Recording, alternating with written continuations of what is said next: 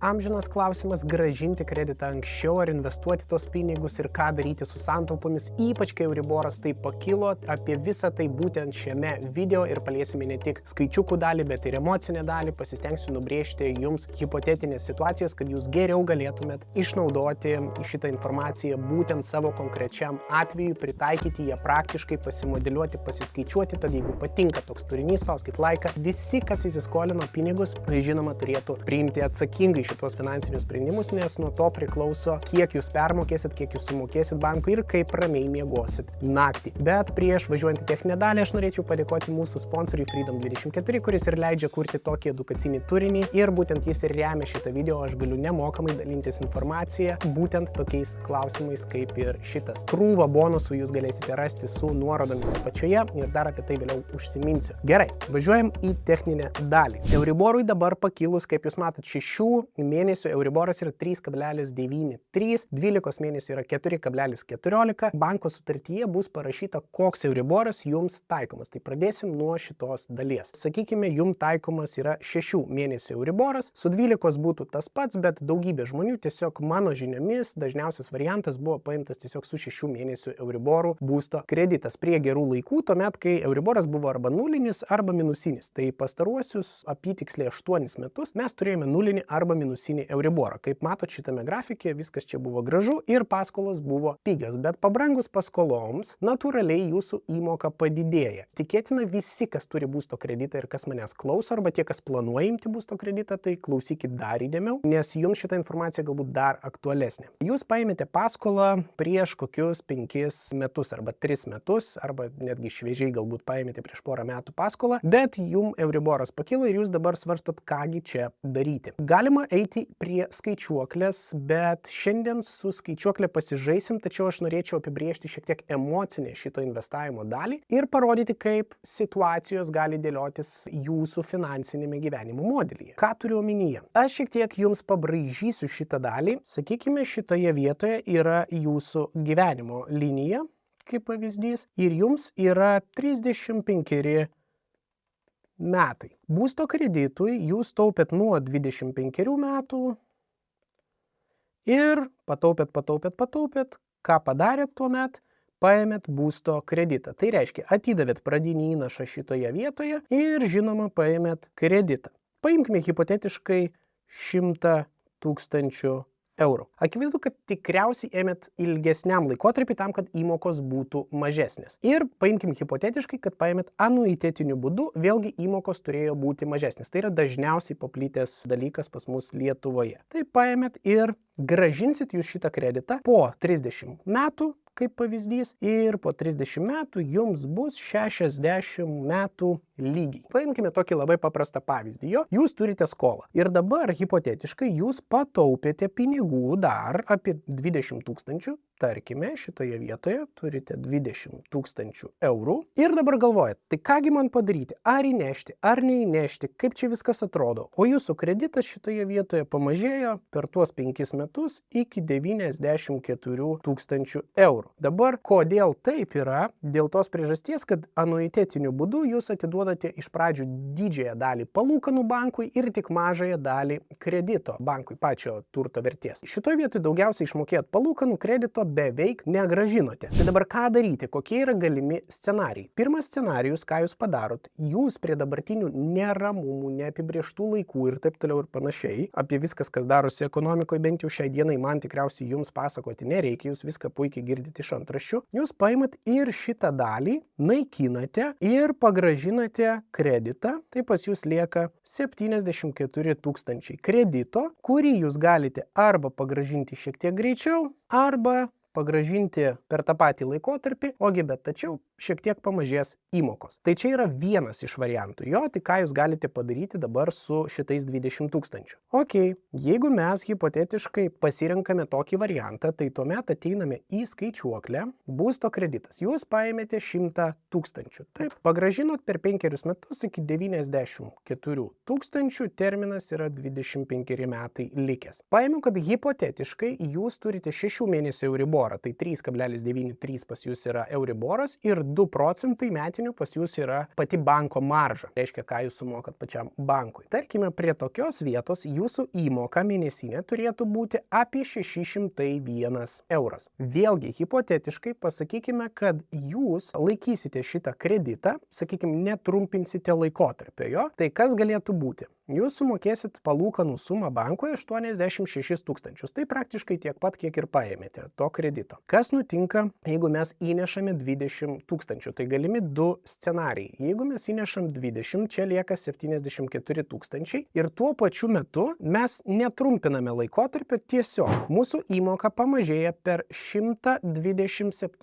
eurus tik tais per mėnesį, o sutaupame ant palūkanų nuo 86 tūkstančių iki 68 tūkstančių, tai gaunasi 18 tūkstančių mes sutaupome ant pačių palūkanų. Daug ar mažai, nežinau. Įnešus 20 tūkstančių bankui, sutaupyti 18 tūkstančių palūkanomis ir kiekvieną mielą mėnesį tiesiog mokėti po 127 eurus mažiau kart 12 kart 25, tai reiškia dar iš kurių 18 tūkstančių bus palūkanos. Tai vadinasi sutaupyti 20 tūkstančių savų pinigų jo ir 18 tūkstančių palūkanų, tai nežinau ar geras variantas, bet esmė tame, kad šiuo metu jūs netenkate savo kapitalą. Tai reiškia, netenkate savo rezervų, pagalvės ir taip toliau. Tarkime, mes įnešėme ir sumažinome dar terminą iki 20 metų, tai palūkanomis sumokėsime 52 tūkstančius, vadinasi, sutaupytume 34 tūkstančius palūkanų. Tai yra tiesiog vienas paprasčiausių būdų, ką mes galime padaryti. Bet kur yra emocinė šito medalio dalis, tai kad jūs neturit visiškai jokio rezervo. Ir čia yra didelė problema, nes atėjus kažkiam tai nesklandumui, jūs nepaskambinsit į banką ir nepasakysit, klausyk, mielasis bankė, ar galėtų man dar 20 štukių paskolinti vėl, nes man čia automobilis sugedo, reikia remontą kosmetinį padaryti ir taip toliau ir panašiai. Akivaizdu, kad bankas nepasakys nieko gero, apart pasiskolink su vartojimo palūkanomis su kokiais 10-12 procentų, taip sakant, turėk savo paskolą. Tai šitoje vietoje labai įvertinkite, ar jums tikrai apsimoka ir jeigu jums apsimokėtų,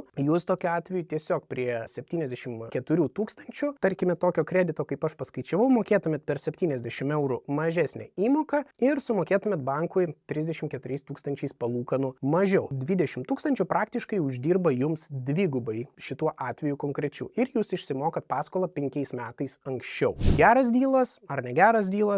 Nežinau, bet paeikime šiek tiek toliau, paeikime prie kito varianto ir dabar, ką norėsiu jums parodyti, tai yra antrą variantą, ką mes galime padaryti su jūsų būsto kreditu. Šiuo atveju jūs paliekate tuos 20 tūkstančių pas save, kreditą mokate ir toliau, bet ką padarote, tiesiog tuos 20 tūkstančių įdarbinate, kad ir su minimaliais procentais, ten 3 procentai metinių palūkanų, 4, 5, galbūt jūs investuojate tos pinigus su daugiau negu 8 arba 10 procentų metinių palūkanų. Apie tai yra pilna padaryta mano video, kaip tą padaryti, kur investuoti. Mintis pati yra įdarbinti tuos pinigus labai saugiai, kadangi tai yra rezervas, ir lenkti šiek tiek Euriborą, arba šiuo atveju bent jau 4 procentus mes turėtume aplenkti, nes jis tiek pakilęs. Ką mes padarome? Hipotetiškai mes tos 20 tūkstančių įdarbiname ir tie pinigai važiuoja aukštyn. Jo? Klausimas, kiek mes uždirbame per ateinančius likusius 25 metus, kurie bus čia, arba per 20 metų, kurie bus čia. Kadangi skaičiavau 2 variantus su pamažėjusia suma, tai dabar paskaičiuosiu 2 variantus labai paprastai čianai. Mes turim nepamažėjusią įmoką, mes pinigus grąžinam atgal 94 tūkstančiai ir 25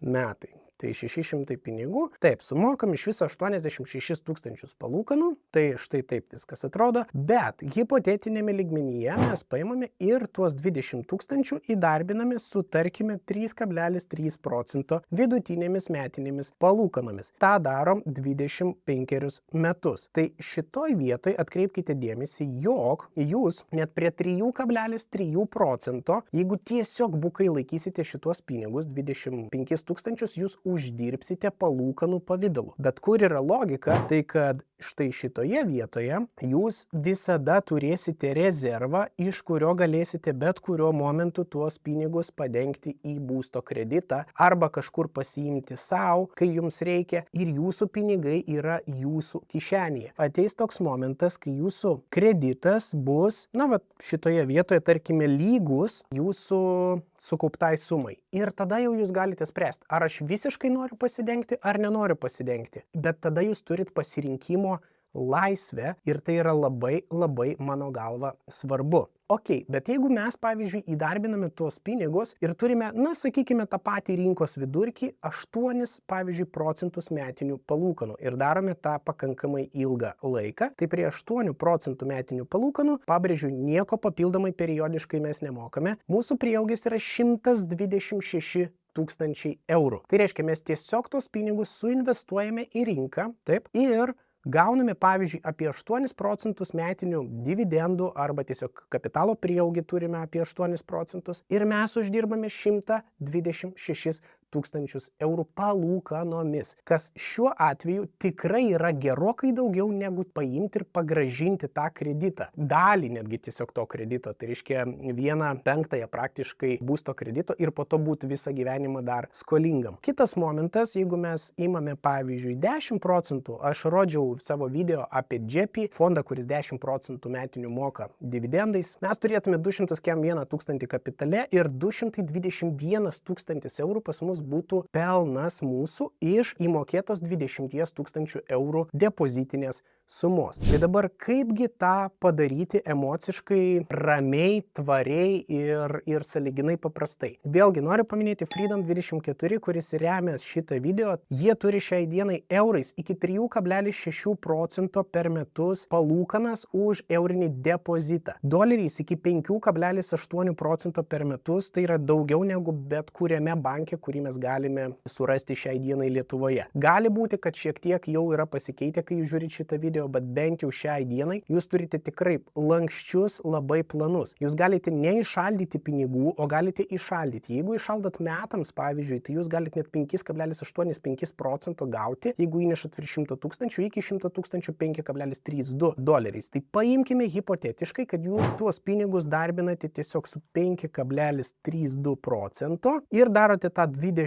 metų. Bet kokiu atveju su sukauptos sumos dydis yra 57 822 pinigai. Ir tai yra bet kokiu atveju daugiau už 34 000, kuriuos mes būtume buvę sutaupę su mūsų pagrąžinimu kredito anksčiau. Tai yra saugiai, garantuotai, sakykime, be jokios rizikos, be jokios svyravimo ir taip toliau ir panašiai. Jeigu mes renkamės tokį fondą kaip JEPI, kuris šiuo atveju moka 11,05 procento vidutinį metinių palūkanų, valdo 27 beveik milijardus šiai dienai, visą šitą dalyką jisai išmoka dividendais kiekvieną mielą mėnesį, tai reiškia monthly dividend distributions, tai jūs turite ne tik kad savo rezervą pinigų įdarbintą į S&P 500, nes būtent šitą indeksą ir seka šitas fondas, bet jūs dar ir turite pasyvias pajamas, investavus apie 20 000 metam, tai prie 11 procentų palūkanų atmetus pelno visą mokestį 15 procentų, jūs gautumėt 1870 pasyvių pajamų, dalinam iš 12, jūs turėtumėt 155 pinigus kiekvieną mielą mėnesį ir blogiausia, jeigu jūs negalėtumėt dėl kažkokios priežasties mokėti didesnių įmokų, tai jūsų dividendai visada galėtų sudengti šitą dalį. Per 155 jums sumažėtų jūsų būsto kredito įmokos, tai reiškia nuo 600 iki 450. Priminsiu, kad geriausiu atveju įnešus 20 000 jūsų būsto kredito įmoka sumažėtų iki 474. Tai šiuo atveju dividendai vėlgi laimi. Akivaizdu, jog investuoti šitos pinigus, netgi žiūrint į šitą grafiką dabartinį, tikrai apsimoka gerokai labiau, nes geriausiu atveju, ką mes galime sutaupyti, tai šitoje vietoje mes sutaupome plus 34 000 eurų, o šitoje vietoje mes viršuje išsaugome savo rezervą ir galime potencialiai sukaupti pagal palūkanas, sakykime, prie 10 procentų metinių palūkanų, mes galime sukaupti 241 000, neįdėję papildomai nei 1 cento. Pasirinkimas yra jūsų, kiek jūs galite čia turėti. Mano galva, ir ramiau miegosit, ir geriau jausitės, ir paskola bus tvariau mokama, ir daugiau galimybių turėsit įdarbinus tuos pinigus arba saugiai su depozitiniam Freedom24 sąskaitom, arba investavus tuos pinigus, kaip pavyzdys, į rinką, bet tačiau tą daryti reikėtų atsakingai. Tai nėra investavimo rekomendacija, tai buvo tik tai konkretus pavyzdys ir aiškus pavyzdys. Na ir žinoma, apie atskirą akciją, kur galit gauti iki 20 akcijų dovanų iki Liepos 20 dienos, aš esu padaręs visiškai atskirą video apie apie tai, kaip įdarbinti savo pinigus, kol jūs atostogaujate, taigi leiskit savo pinigam dirbti ir mėgaukitės vasarą. Na, o video rasite čia, tad galite peržiūrėti dabar. Pelningo visiems investavimo ir tvarių finansinių sprendimų. Tiek šiam kartui ir iki kitų kartų.